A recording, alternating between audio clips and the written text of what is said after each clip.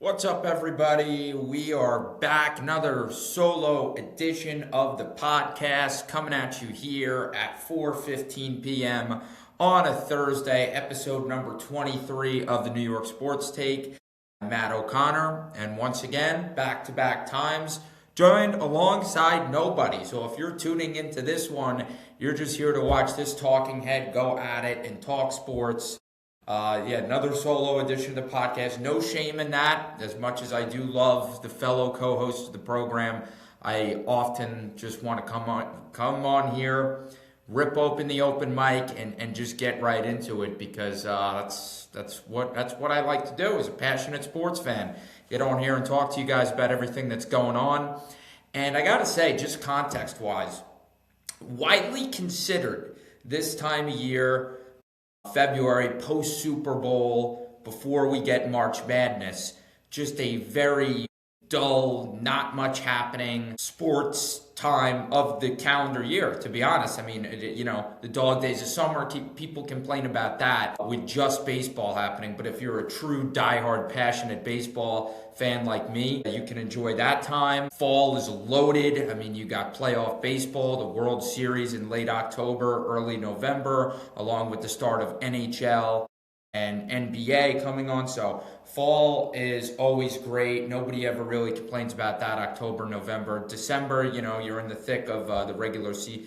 Nobody complains about those months. But this is widely considered just a boring time of the sports year. But I have to say, there is still so much to cover, so much to talk about between the Olympics and the NFL.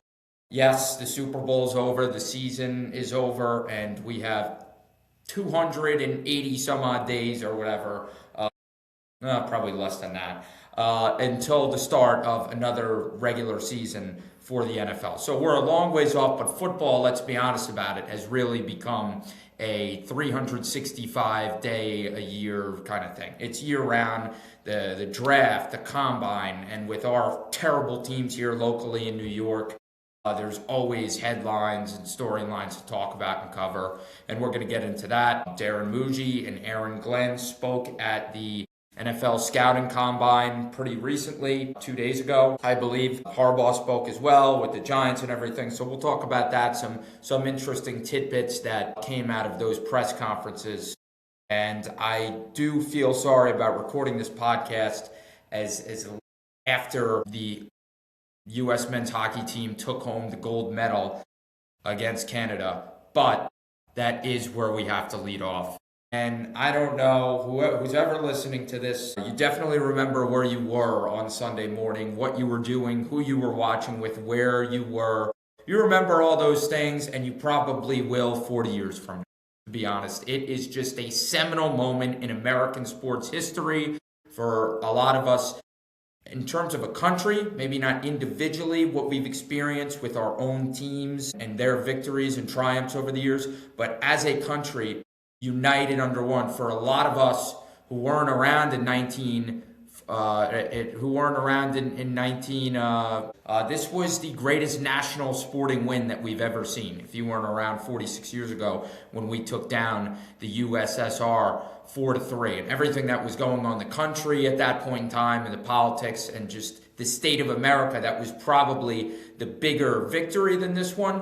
But for a lot of us and people my age and of my generation, that was the best national victory that we've ever seen across any sport, and just a truly spectacular moment for this country. As I said, nobody's going to forget where they were for this one. And Jack Hughes, man, what else can you say? Just coming up so big. 46 years, 46 years to the day that we take home that gold medal. The miracle on ice, obviously. Olympics started in 1896. And what else can you ask for in sports than the two best going at it? From the beginning, from the onset of this tournament, from the start, it was always meant to be U.S. and Canada meeting in this gold medal match, and that's exactly what we get. By and large, far and away, the two best teams going head-to-head. And we all know, we all understand that just like in 1986 against USSR, they were the better team, the Soviets were, than America. And just like here in 2026, Canada was the better team.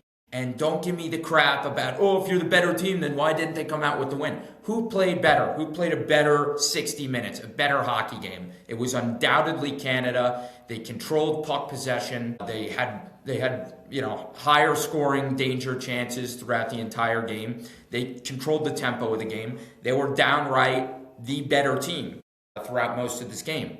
Doesn't mean anything as far as the significance of this victory goes for America. Doesn't mean anything, because at the end of the day, the Canadians were the ones that were getting the silver medals bowed on down to their necks and getting those little cute stuffed animals that they were giving out as well. So that doesn't take away from the significance, but we understand that America was outplayed in this entire game. Canada, with the likes of Connor McDavid, Nathan McKinnon, and Malkin Celebrini, you ought to be the underdog when you're going up against those studs. And McDavid, man, not back-checking there down in overtime. McDavid probably could have back-checked, which would have prevented whoever assisted Hughes on that goal from getting up ice on a nice chip. They're able to get it ice, and then a beautiful cross-ice pass, and Jack Hughes buries it home in a shot which I don't think anybody's reaction time, they jumped up right away and said, holy crap, we scored, goal. I think all of us at home watching that were confused as to if it went in or not. I don't know. I didn't know if he sprayed it up high beyond the boards or where the heck it went. What an exciting moment for Jack Hughes. And the interesting thing about that kid is he's a star player, obviously, a highly touted first-round prospect of the New Jersey Devils here. But he struggled this year in the regular season. He had that really unfortunate injury where a cutting knife. I guess he was at a dinner with Frank the Tank and whatever. They were in Chicago. Apparently he was overserved or something. He was drunk, and the eating dinner, a piece of like a steak knife got into him. And that injury sidelined him for a couple weeks. And then the Devils game prior to the Olympics, he took off that game, even though he was going to be a full go for the Olympics. So compounded with the fact that he's just straight up underperformed. He had a stupid injury at a restaurant where he cut himself. And most of all, is that he was ready to go for the Olympics, but couldn't play for the Devils that last game. It's just been a frustrating season for him. But he had a great tournament, not just that goal. 7 points in 6 games. Obviously, the singular moment, the golden goal, one that we will remember where we were for that one for a very long time. Yep, 6.5 minutes to go in regulation. Hughes drew that high sticking penalty from, I want to say, Sam Bennett of the Canadians. That was when he lost a tooth, and it put U.S. on that 4-minute power play. So you're thinking 4-minute power play, 6.5 minutes to go. Jack Hughes, he may not score the goal or whatever, but he could be part of the hero conversation if the Americans end up scoring in that 4-minute power play and they end up winning. But not the case, as he negated it in the final minute of the 4-minute major. He caught Bo Horvat with a high stick of his own. And it was funny reading his quote saying he could already see himself sitting at a bar stool thinking, and now I'm going to be the villain. Now I'm going to be the guy sitting at a bar stool who everybody thinks, oh yeah, that's the guy that lost America the gold medal in 2026. Well, he finds out a few minutes later as we go into overtime with 3.5 minutes left that he's going to be the hero, and he'll probably never have to pay for another check at a restaurant again. What a freaking moment for that kid. Honored in New Jersey last night. Devils hosted the Buffalo Sabres. Tage Thompson with Buffalo was there as well. He scored, of course. Jack Hughes did not score. Great standing ovation. Just roaring cheers of USA from the Devils crowd. Really special to see. And everything that you're reading and the interviews that you're seeing from Jack Hughes, the utmost respect for this kid. He talks about this country and what it meant to compete with those guys at that level and being in the Olympic, the whole experience for him, being able to represent his country. I mean, just oozing the patriotism out of him was really a sight to see. So happy for not only America, but how could you not be a Jack Hughes fan forever? I mean, I'm a diehard Islanders fan. This is the New York Sports Take. We're comprised of Islanders and Rangers fan. As far as I go, I'm a Jack Hughes fan for life. Of course, I don't want him scoring against the Islanders to win the game or whatever. But a kid I didn't think much of before, and now just he puts this country on his back and with the golden goal, getting it done. And just a really special moment for this country. Across Long Island, you saw the reactions over at Borelli's restaurant in East Meadow, everybody jumping up and down. I was seeing reactions from the Hamptons and out east, and everybody really getting into it, and that's the way it should be, man. Let's not make this more political than it has to be. Let's not talk about a joke that was said by the president that they laughed at, because the truth of the matter is that nobody in America is more proud and happy about the woman also taking home the gold medal than the men. JT Miller, I heard Boomer say it on The Fan this morning, WFAN Sports Radio. JT Miller taking his little daughter to multiple games throughout that tournament for the woman. The woman and men, they skate together in the off season. They're around each other all the time. Jack Hughes' mom is part of the women's hockey staff. I'm not exactly sure what she does, but she's part. So there's all these connections and ties. And the men have spoke as glowingly as they've spoken about the fact that they're taking home a gold medal for America. They've talked about how proud they are of the woman. So let's not degrade the guys for laughing at that. Maybe the joke was out of line from whatever, if you don't even know. Trump, he called the men's team after they won the gold medal, and he said via phone call to them that I'm going to have to invite the woman to his State of the Union address on Tuesday, or they're going to impeach me. So, yeah, bad joke, wrong, whatever, poor choice of words to use there, no doubt about it. But let's not take anything away from the men for going to the White House, A, and B, whatever, laughing at the joke in the moment. But whatever, this is not a political page, so we're not going to get any further into it than that. And let's give a little golf clap to Quinn Hughes as well. He netted that overtime winner against Sweden, and he was the best player across these 2 weeks, man. He was tremendous for Team USA. This tournament was all about the Hughes brothers, much like the Four Nations was all about the Kachuk brothers when they put on a show, even though America came up short in that one, obviously, to Canada. But sweet revenge it is. Much rather win the Olympic Games than the Four Nations. And everybody, it's definitely a reason to celebrate. And one of those things you'll never forget where you were for. So, awesome moment for this country. And listen, at the end of the day, the NFL is daddy here in America. They hold everybody captive. They get the mass ratings. They can manipulate their schedule any which way they want and play these international games and do anything they want. And the NFL will be the top dog of the four major sports. There's no ifs, ands, or buts about that. But I think that this changes the complexion of the NHL a little bit.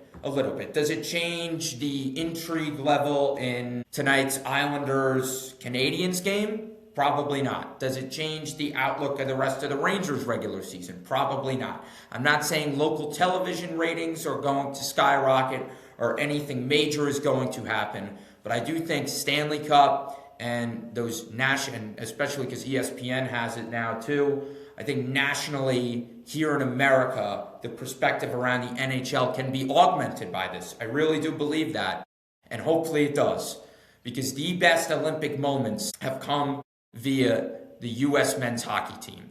1986, the Miracle on Ice, I said at the top of this program, it was the greatest national moment that we've ever seen in the history of this country, and then this is also top 5. So some of our greatest national sports moments are coming via hockey. So why don't we celebrate the sport of hockey?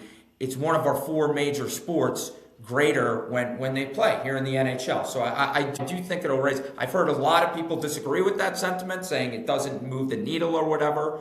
You know, the proof will be in the pudding. I'm not saying that ratings are going to double. I'm not trying to make it any more than that. I think that this puts a little bit greater of a spotlight, especially this year on the NHL. Yeah, man. The lasting image for me in this one's going to be Jack Hughes and that chip tooth. That was just so great to see. And then Islanders, we're coming down the stretch here in the NHL regular season too. Islanders about 25 games to go. So we're like 3/4 through the season here. Rangers season coming down the stretch as well. They host the Philadelphia Flyers at the Garden tonight. So it should be an electric national anthem over there. Yesterday's USA champs were just brought you chills, man. See the New Jersey Devils, who are also having an abysmal year this season. They're somewhat out of it. Their fans going ruckus yesterday, cheering on their boy number 86, Jack Hughes. So yeah, we'll never forget it. That's for sure. And a win for all of us. I mean, here on the New York Sports Take, we're always bickering about our teams, and our teams are our teams, and the other teams in this town are the rivals, but nothing like a unifying victory like that one. Let's move on. We're going to talk a little bit of football now at this point in time. Some interesting things said by Darren Muji, Aaron Glenn, the two men atop the Jet organization at the Combine a couple days ago. Probably what's most newsworthy or noteworthy is what Darren Muji said regarding Breece Hall. We'll talk about what Glenn said in a little bit too. Is that Breece is not going anywhere. He's going to be the Jets' lead back going into the 2026 season. So good news on that front, because at the end of the day, no matter what direction the Jets decide to go here, whether they go get a meaningful veteran quarterback who they think can win them a lot of games, or they do the bridge quarterback option and then bring in a young guy in the second round, or whatever avenue they go down here, everybody can come to the conclusion that the Jets are best off with keeping as many playmakers in that room as possible, because the bearings are pretty grim as it stands right now as far as playmakers go. So you want to keep that. And Breece Hall, there's no doubt he has been one of the Jets' top playmakers since he was drafted in 2021. Him and Garrett Wilson have been the only staples, the only guys that you can consistently count on as offensive playmakers, and you don't want to create a problem in that regard, right? You don't want to have to figure out it. I mean, the Jets, they already have so much to figure out this offseason on really both sides of the football. So many key positions to address. Do you really want another hole in at running back? No. So I'm glad. We're going to see how they get this done. I'm going to run down the options right now. But good news on that front. I think most Jet fans would disagree. There are counters to that, though. And ideally, for me, you get the extension done with Breece Hall. Right now, an extension probably looks like it's in the $30 to $40 million range. At, let's say, 3 years, $35 million, an extension could potentially look like that. Hall's valuation is around $10.4 million a year, according to Sport Track. As far as extension goes, around $10 million a year looks viable. But if it's going to be the franchise tag, then it's going to be 14.2, which is a little bit above his valuation. I'm comfortable giving him that extension right around the valuation of, say, 3 years, $30 million, $35 million. I'm also comfortable with the tag. I'd rather do the extension, but it's complicated. Even though the valuation sits there right now, Hall could want more. Saquon Barkley is making $20 million a year. Hall can't quite argue that he's worth Saquon money. He has not proven to this point of his career that he's as good as a back, productive as a back as Saquon has. But he can make the argument that he's worth more than half of him. That's something to keep in mind for sure as they work out these negotiations. They could also opt for the transition tag. Little bit more feasible there. It's $11.4 million. The caveat in that is that they get no draft picks if Breece decides to sign with another team. So there are really three things they could do. They could go with the transition tag. You go with the franchise tag, which is the more lucrative option at $14.2 million, but then you're not tied with him going beyond next season, or you extend him. And I think the extension is the best route to go, simply for the fact that you're getting the best value out of him. I mean, he's only, 20, I want to say 24 years old, maybe 25 years old, Breece Hall is. I know that running backs with a lot of tread on their tires tend to wear down easily, but Breece Hall's a guy, to me, from watching him in every game last year, of no signs of slowing down anytime soon. It looks like he has another 3 years in him, no doubt about it. I wouldn't be worried as far as longevity goes. I know the Giants didn't want to give Saquon the extension for that reasons, because running backs are relatively easily replaceable, and they were worried about his workload down the stretch. But if I'm Darren Muji, obviously, you evaluate that and you talk to your scouts and your people. But when it comes down to it, you watch Breece Hall. I think he's got 3 years left in him. And ultimately, what it comes down to for Breece is we've never seen what he's truly capable of in a completely competent offense with a complement of other guys who are going to support him, with a quarterback that can help him be more abundant in the reception category. All the talk about Breece being used, and Aaron Glenn spoke about it so much in training camp or whatever, about how they were going to use him more in the passing game and whatever. He only had 36 catches last season. So you bring in a competent quarterback. The offensive line is just stabilized this year. Years past, it's been obviously a disaster. So more continuity with the offensive line.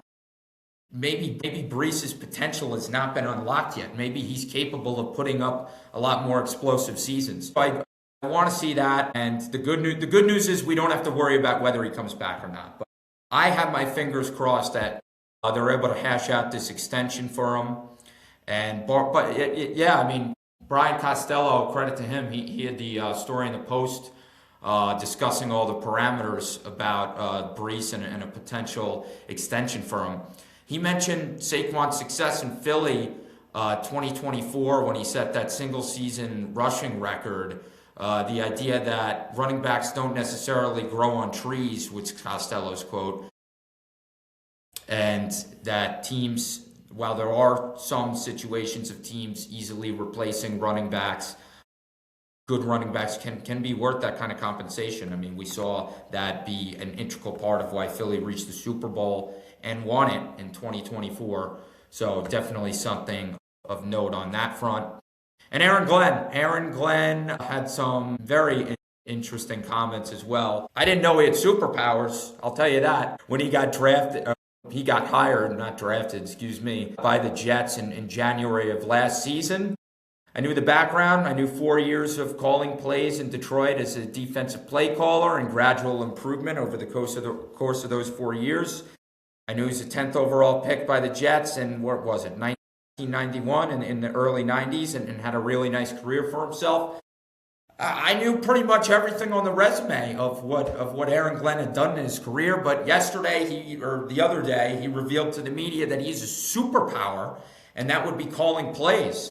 So, a very interesting describing word from Aaron Glenn on that. We all know the story and the saga, and they interviewed 14 guys and seemed really close to getting it done with Wink Martindale. Ultimately fell through the cracks, but Glenn, I don't know if he was lying or not, but yesterday he said that even after the first meeting with Wink Martindale, they were on the same page. Wink Martindale was all systems go, willing to get hired and be the Jets' new defensive coordinator with the knowledge that he wasn't going to call plays. And it just seems hard to believe that with a guy of Martindale's resume and pedigree. But Aaron Glenn said that. I honestly do believe him on that front, but even he didn't fully decide, Aaron Glenn didn't, that he was going. Originally, for the first round of interviews, Glenn was not dead set on calling plays. And then after that first interview with Martindale, even though Martindale was willing to be a defensive coordinator, not calling plays, then after that interview, Glenn decided, you know what, I want to call plays. So really wonky timetable. I really don't know what to believe. The whole thing's so confusing. But Aaron Glenn confirmed he is calling the plays. Brian Duker will be his protege, sitting under him. They obviously have the history together in Detroit, where they worked together for a couple years.